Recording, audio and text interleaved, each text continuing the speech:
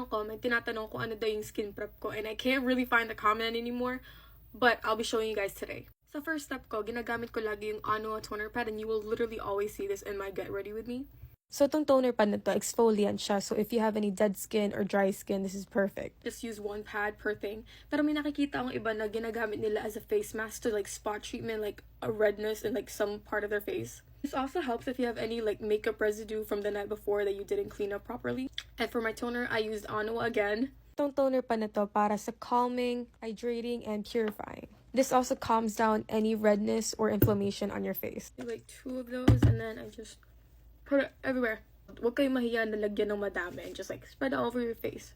I use for my eye area kasi medyo nagiging dry siya most of the time is the Mixune Bean Eye Cream. Supposedly pang brighten siya ng under eye at saka pang moisturize. Pretty much I just put it under my eye and on my lids.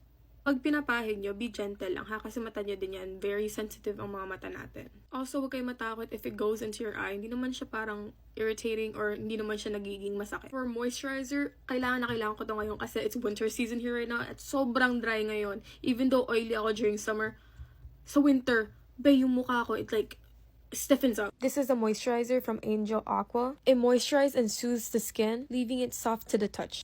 Yung sa akin, tinaransfer ko dito sa lalagyan na to. It's like, you just push it and it comes out. Feeling ko, it's so unsanitary to keep like opening this, putting my fingers in, you know? Even though it's winter here, I always use a sunscreen and I use the one from Beauty of Joseon. Beto na talaga. It has 50 SPF. It doesn't have a white cast or anything like that. And also, it doesn't have any smell. I think standard ko, I just put 2 strips on 2 of my fingers and then it will literally cover my entire face.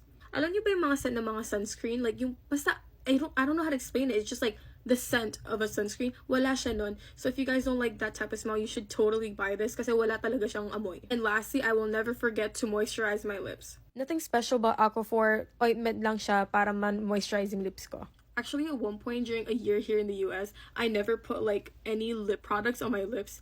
So, araw-araw pagkagising ko, laging may crack dun sa gitna, tapos it's just like bleeding non-stop. But yeah, that's my skin prep and all the products that I use. I'll do a part 2 with all of the makeup stuff I use.